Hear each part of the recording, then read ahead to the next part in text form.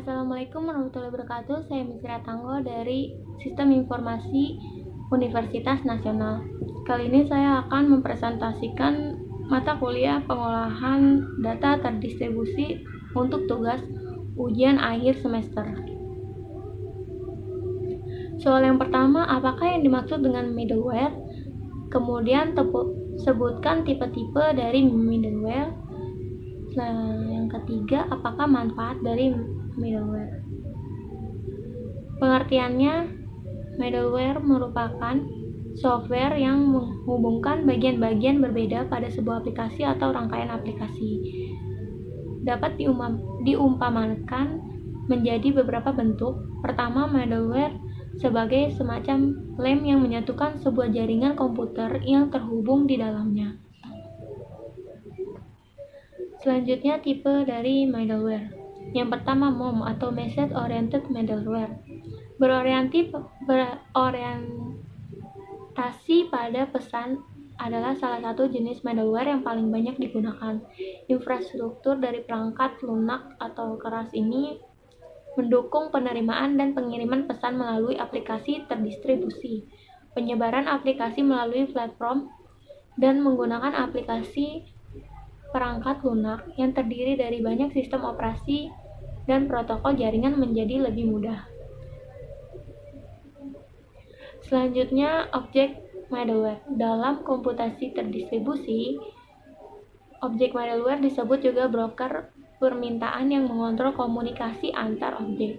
Tipe ini dapat melakukan panggilan program yang dilakukan dari satu komputer ke komputer lainnya melalui jaringan serta mengirim objek dan permintaan melalui sistem berorientasi objek.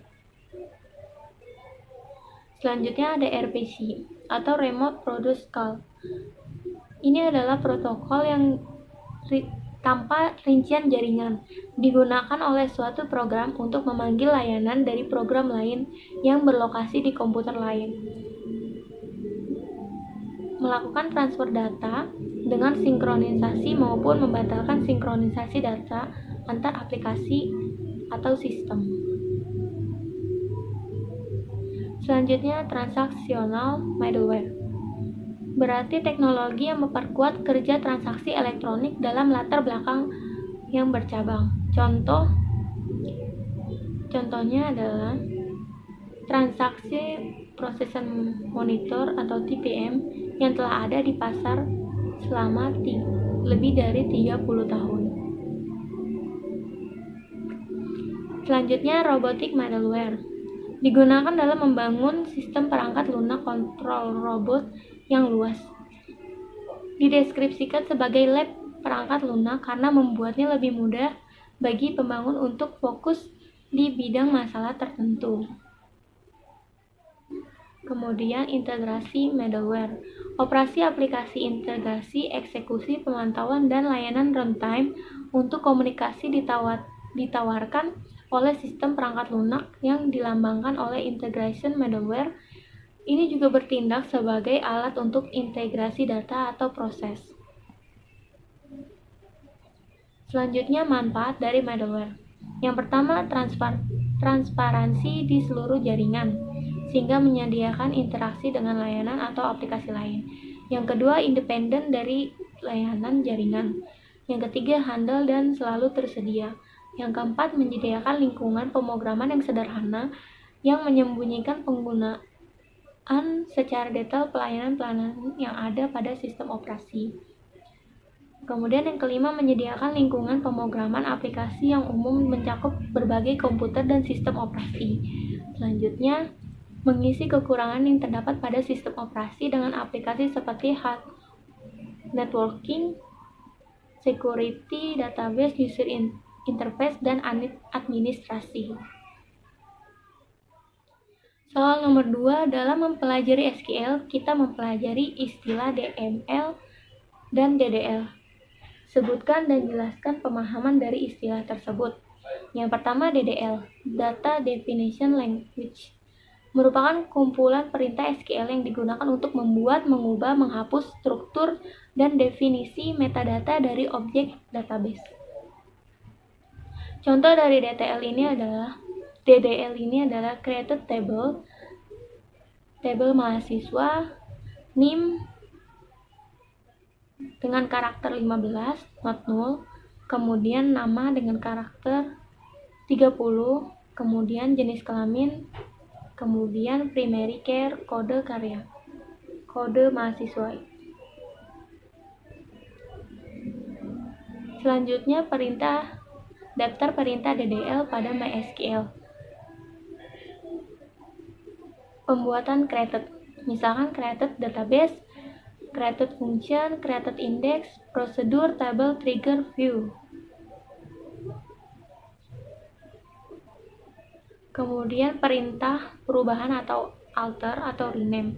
Alter database, alter function, producer, table, view, dan rename table. Untuk perintah drop atau penghapusan yaitu drop database, drop function, drop index, drop procedure, drop table, drop trigger, drop view. Selanjutnya DML atau Data Manipulation Language merupakan kumpulan perintah SQL yang digunakan untuk memproses pengolahan isi data di tabel dengan memasukkan, merubah, dan menghapus isi data dan tidak terkait dengan perubahan struktur atau definisi tipe dari data objek database. Contoh dari DML misalkan memasukkan data ke tabel mahasiswa. Insert itu tabel mahasiswa, NIM, nama, jenis kelamin, values. Jadi pada DML ini tidak perlu dimasukkan untuk karakternya berapa banyak dan boleh atau tidak dikosongkan. Jadi langsung saja NIM, nama, jenis kelamin, kemudian dimasukkan nilainya. Misalkan NIM saya adalah yang pertama, maka yang pertama dimasukkan 17312700650139. Kemudian nama saya dimasukkan Mistri Atanggo, kemudian baru dimasukkan jenis kelamin. Selanjutnya daftar dari perintah DML. Yang pertama call, kemudian delete, do, handler, insert, load data in file, replace, select, runcat, dan update. Soal ketiga, jelaskan apa yang dimaksud dengan data recovery. Mengapa ada kegagalan dalam recovery control? Kemudian sebutkan jenis kegagalan dalam recovery control beserta contohnya. Database recovery atau pemulihan data adalah proses penyelamatan data yang tidak dapat diakses, hilang, rusak, ataupun terformat dari penyimpanan sekunder, media removable atau file. Bila data yang tersimpan di dalamnya tidak dapat diakses dengan cara biasa, data paling sering disimpan dari media penyimpanan seperti hard disk, drive internal, atau eksternal HDD, SSD, flash disk, USB, kaset magnetik, DVD, CD, sistem, drive, dan perangkat elektronik lainnya. Kegagalan yang dapat terjadi pada saat recovery control yaitu disk crash, yaitu informasi yang ada di dalam disk akan hilang, kemudian power failure atau informasi yang disimpan pada memori utama dan register akan hilang. Kemudian yang ketiga, software error, yaitu output yang dihasilkan tidak benar dengan sistem basis datanya sendiri akan memasuki suatu kondisi yang tidak konsisten atau inkonsistensi data.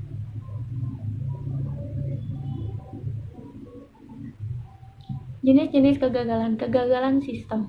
Kegagalan ini memengaruhi semua transaksi yang sedang berjalan tetapi tidak merusak database secara fisik, contohnya sistem error, software error. Kemudian kegagalan media. Kegagalan ini merusak database dan semua transaksi yang sedang berjalan pada saat itu, contohnya head crash. Kegagalan disebabkan oleh hilangnya informasi dapat ditangani dengan menggunakan teknik recovery, yaitu yang pertama logical error. Logical error ini apabila program tidak dapat lagi dilaksanakan dengan kesalahan input sehingga data tidak ditemukan dengan dan dapat terjadi overflow. Kemudian sistem error. Sistem berada di keadaan yang tidak diinginkan seperti terjadi headlock akibat program tidak dapat dilanjutkan, namun setelah beberapa waktu program dapat dijalankan kembali. Selanjutnya sistem crash. Kegagalan fungsi perangkat keras yang menyebabkan hilangnya data pada volatile storage, tetapi data pada non-volatile storage masih tetap ada. Selanjutnya disk failure. Hilangnya data dari sebuah blok disk disebabkan oleh kerusakan head atau kesalahan pada saat waktu pengoperasian transfer data. Soal keempat, apa saja prosedur dalam recovery dan restart data? Recovery file database MySQL. Yang harus kita lakukan yaitu masuk ke dalam folder MySQL yang diinstal kita dan memasukkan kode seperti ini, cd si program file MySQL server kita versi berapa, lalu bin. Setelah itu kita lakukan proses recovery data dengan kode develop MySQL database, nama database kita, kemudian nama file yang akan direstore. Anggap pada MySQL kita database misalkan book database sudah dihapus tabel-tabelnya, lalu kita recovery kembali data yang kita backup atau proses backup di atas, yaitu backup SQL yang berada pada lokasi si backup SQL. Kodenya seperti ini, MySQL nama databasenya, kemudian si backup SQL username, root, password. Kemudian dengan kode di atas maka otomatis semua tabel-tabel backup akan kembali ke database yang kita inginkan. Dengan contoh saat ini adalah book database atau database buku. Dengan kode tersebut secara otomatis membuat tabel-tabel backup ke dalam database, sehingga bila kita merecovery dengan menggunakan metode interaktif mode, kita langsung masuk ke MySQL dengan ketikan MySQL source alamat file yang akan direstore. Lalu kita terapkan database books seperti yang di bawah ini, MySQL source si backup SQL. Selanjutnya, untuk melakukan restore file pada database MySQL, Anda bisa menyiapkan file backup terlebih dahulu dalam bentuk SQL dan lanjutkan langkah yang berikut ini. Akses phpMyAdmin, kemudian klik nama databasenya, pilih menu import, cari file SQL dari local PC, kemudian choose file. Selanjutnya pada halaman import dimasukkan pilihan yang sesuai dengan kebutuhan. Apabila selesai maka klik go dan tunggu sampai file backup Anda selesai direstore. Itu saja yang dapat saya sampaikan. Apabila banyak kekurangan pada presentasi saya mohon maaf. Wassalamualaikum warahmatullahi wabarakatuh.